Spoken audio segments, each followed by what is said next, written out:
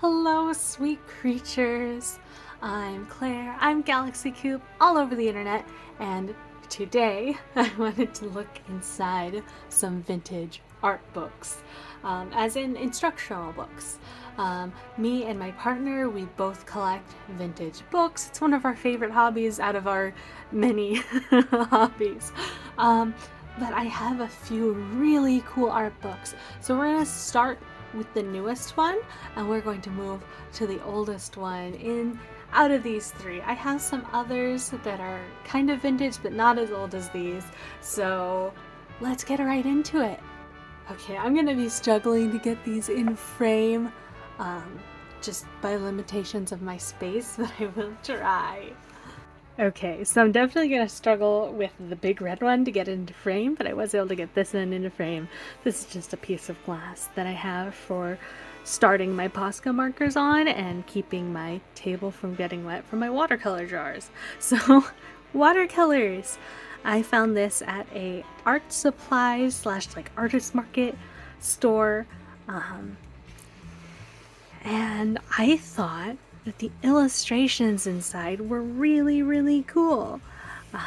So the author has clearly illustrated every single portion, and then it's been color printed.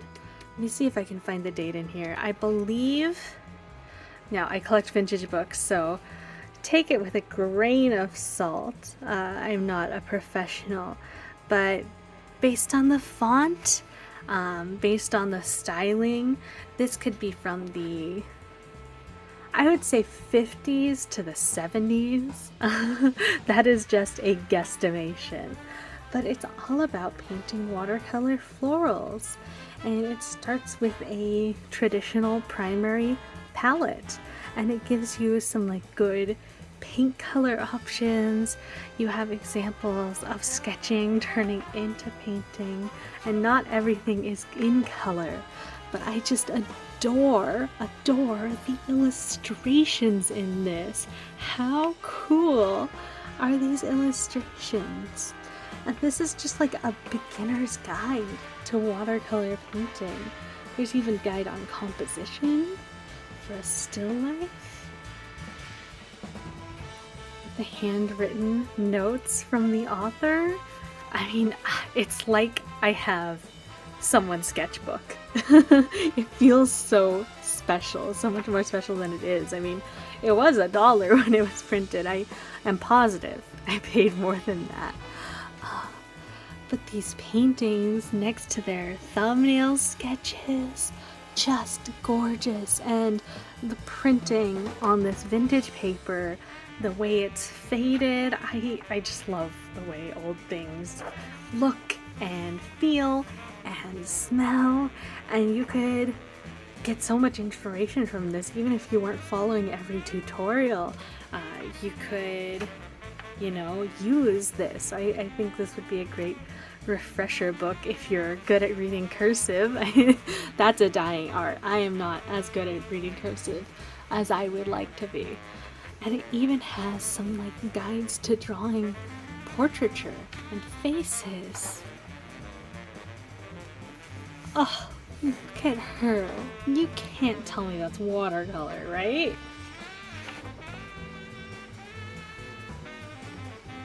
And it's all just so interesting, like this person's art style. Who's the artist again? Let me reread the artist name for you all.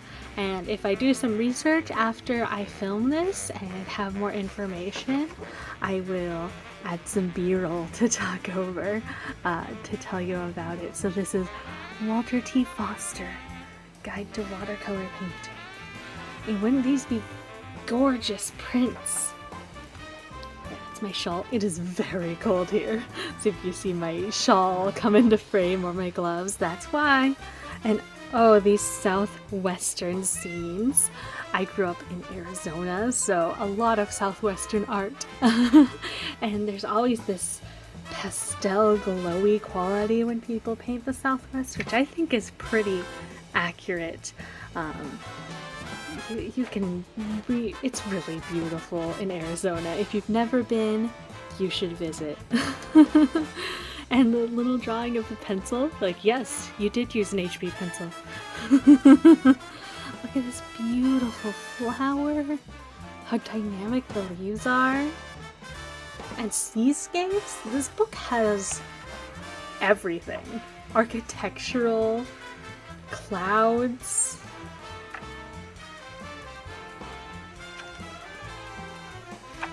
It's just so gorgeous. If you want to see me attempt any of the exercises from these vintage art books, let me know. I will give them a try. This is the only one that's focused on one singular medium. The other two are focused on a lot of mediums. Walter T. Foster also wrote a lot of how to draw books, and they were all $1 when they were published, at a price you can afford. Wowie zow. And the texture of the printing on the back here, how fun is that? Okay, so the next one is also the biggest one. So this was printed in 1946. So I found this at an antique store. It is very big. Here's my hand for scale. What's a better scale? A paintbrush? A paintbrush for scale. It's huge. And there was actually a set of these with all different hobby crafts. There was one for welding, one for fishing, a whole book just dedicated to pottery, and I would have bought them all, but they were exorbitantly expensive. So expensive, way out of my price range for just the one. I try not to spend a lot of money on old books. I try to find little treasures, diamonds in the rough. But this one was so cool, and it's got all of my favorite activities. It's got bookbinding, it's got linoleum block carving, printing, graphic arts, which that just means painting, drawing, photography. I could get into silkscreen, I could get into fly fishing. Who knows? I have a book on how to do it from the 1940s. And this was developed by the Department of the Navy and the Veterans Administration, the VA, here in the United States. I'm just going to adjust your lighting a bit now that we are inside the book. There we go. So this was an official document to help sailors and soldiers recover from post-World War II. And if you don't know this about me, I'm a United States veteran, and what's really interesting about these to me is that they're written like Navy procedures. They're written how a sailor would know how to do things, so they're specifically designed for veterans to understand and really grasp, and I just think that's so cool. This volume's for official use only, so I hope.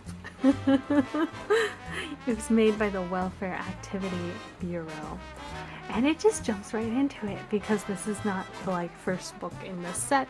I do feel a little bad, but I don't think the set was all there. So super neat. There's supplier list, which I highly doubt these people still exist, but you could also order the supplies you needed, or likely the VA hospital would be ordering the supplies for the veterans to learn things.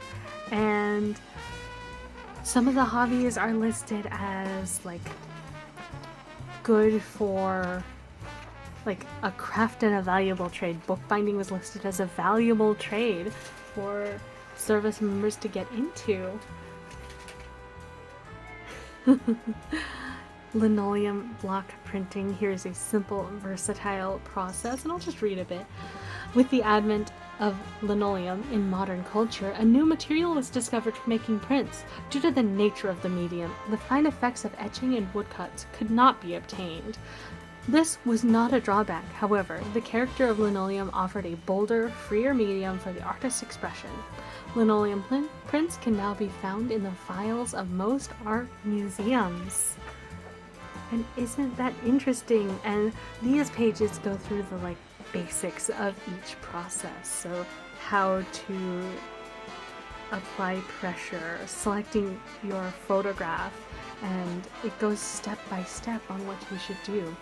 The graphic arts for hobbyists, experimenting with paints, training the mind's eye, how to paint with pastels or oil paints, techniques for drawing, a list of recommended books and how much they might cost you to buy. Suppliers. Here's the suppliers for linoleum printing if you're trying to find a place to get art materials. These pages can be a little boring to just look at, so we won't spend a ton of time, but how to take photographs and how cameras worked during this time period. And each section has like a list of supplies as well. And these illustrations, these figures look like military diagrams. I don't know how else to describe it.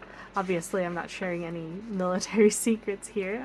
This is not a military book. It's a Department of Veterans Affairs book, but it is made for people who were in the military.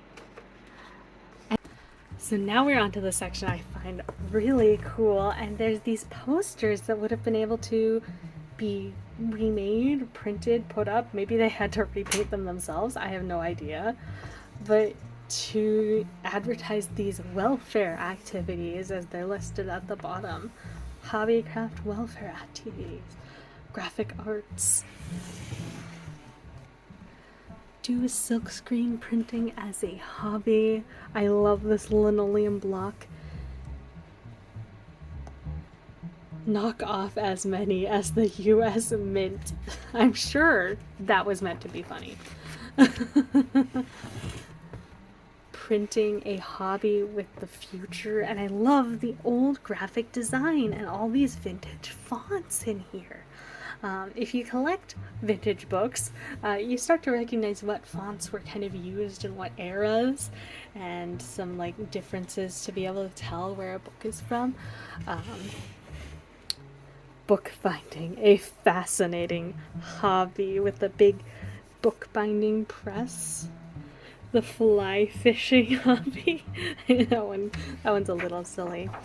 And then we get into these posters that describe instructions and materials. And this is the section, sorry you can see my shawl there, that got me so interested in this book.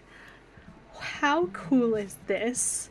All the tools you would need for bookbinding and instructions on bookbinding. I said this earlier, but if you want me to try a process from these books, let me know.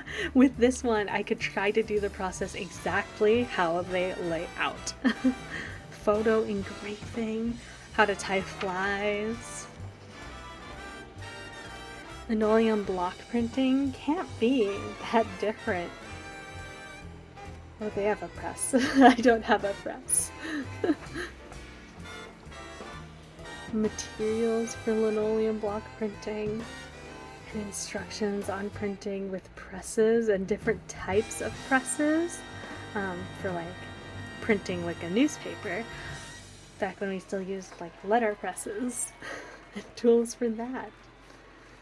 Self-inking, hand printing press. Santa? Can I have that for Christmas? I'm kidding. Graphic arts tools, etching, oil painting, watercolor. How interesting the difference is for these illustrations than the illustrations in the first watercolor book we looked at. Here, I will pick up the book and bring it closer. No, I won't. I'll zoom in. And the little illustrations. The watercolor one lists some recommended paint colors. A guide to figure drawing, and how 1940s are these people and their hair.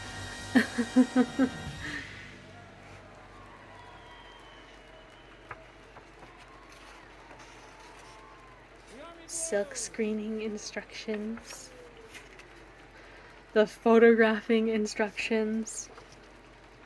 And these are steps to follow hobby crafts and easily complete many interesting jobs. And these are like little crafts you could do. So a little binder and a photo album, a leader's manual, binding together magazines, a diary, a scrapbook. And it lists like all the materials you need, the dimensions, and then a procedure step by step that you should follow to complete this task. How interesting is this layout? How to make your own accordion letter file, your own nameplate. A baby book. Find your own baby book.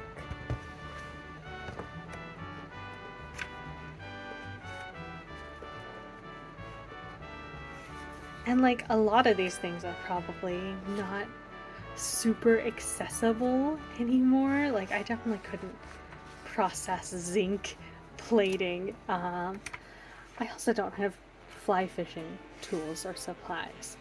But I know fly fishing is just an amazingly fun hobby, and I've seen so many people make gorgeous flies for fly fishing. And look, these are all these, you can pick a fly, pick whatever fly you want, and just make it with the procedures here.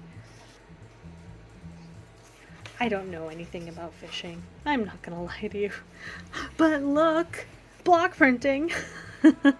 How to do multicolored backgrounds, printing techniques, and then it has Christmas cards that it wants you to copy and create Christmas cards. Isn't that fun? Like vintage clip art. Look at these funky dudes. Look at those funky dudes. Cards, printing on fabric,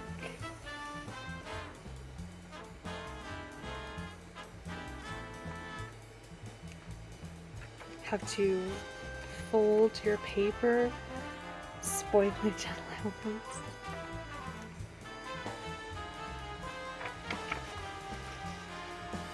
Some examples of typefaces. Screen printing, more greeting cards, some pencil sketching instructions, how to sharpen, how to hold your pencil in the correct angle, how to lay out your watercolor palette the United States military way, how to draw Albert Einstein, apparently. And I won't show too much more of this. It's more of the same guides on how to do all these activities. Just so amazingly cool. So let's get into our last and our oldest book. So physically this was printed after the Big Red Book, but it was copyrighted before then, so I'm considering this the oldest one. And this is a guide to all of the popular branches of art. All of them. You can learn all of the art from this one little book. Practical education for students. I'm not sure if this was meant to be a textbook. I'm not sure if this was meant to be a hobby book. I love the art on the front cover. It is a paper binding, so it's not in a very good shape. It's clearly been loved in the past. Book advertising itself. This was printed in copyrighted in 1937, printed in 1947. And it jumps straight into how to oil paint. And once again, we have some amazing illustrations of the tools, paints that are recommended, and there's a couple of tutorials in here on like painting a specific thing. I don't paint with oil paint, but if you want me to try, I will. And it gets into how to prep your canvas, landscape painting, figure painting, flower painting, fruit painting, animal painting. And then, of course, it advertises itself. It advertises the same brand's oil painting book, which you're gonna see a lot of that in this little booklet. Watercolor painting, this is obviously what I was super interested in when I saw it. All of the recommended colors, some you cannot get anymore. How it is sold, tubes, advertising Windsor and Newton paint, how to do landscapes, clouds, trees, foliage, and flowers, and it has some steps to take to paint flowers and to paint fruit. So if you wanted me to do like a bouquet of flowers from this book, I totally could. And of course, it's advertising the Teacher of Watercolor Painting book. Pastels, it goes through the same process. Painting from nature. And these are guides for specific paintings. Painting on lampshades. How many people do that anymore? Relief pictures. Decorating mirrors or looking glass decorations. Glass decorating. Glass painting.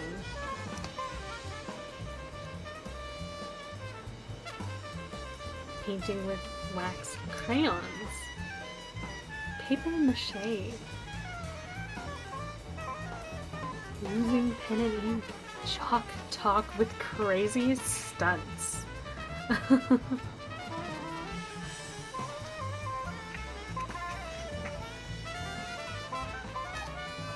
How to shade with pen and ink using hatching and cross-hatching. And some examples of pen and ink illustrations. I told you this book wasn't in the best shape. Someone's drawn on this dragon here, but look how cool. How cool is he? So someone was drawing in here to understand shading, I think. Drawing Made Easy. Buy their book now. And this goes on like this. It has stencils. Examples of stencil designs. Painting on textiles and umbrellas. Silk painting for signs.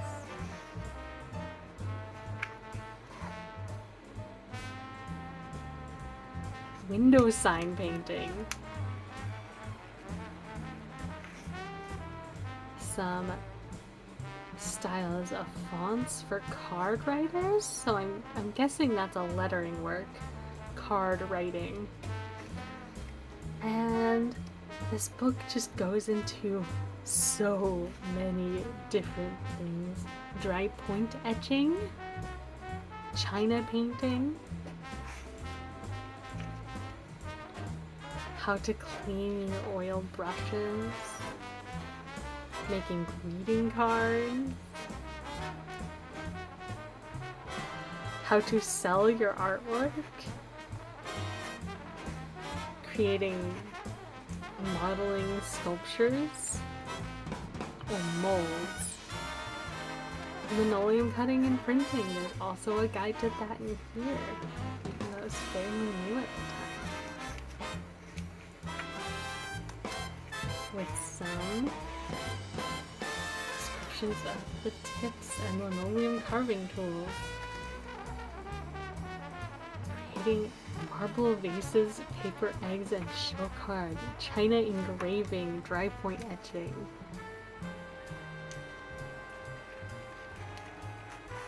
Some examples of fresco paintings,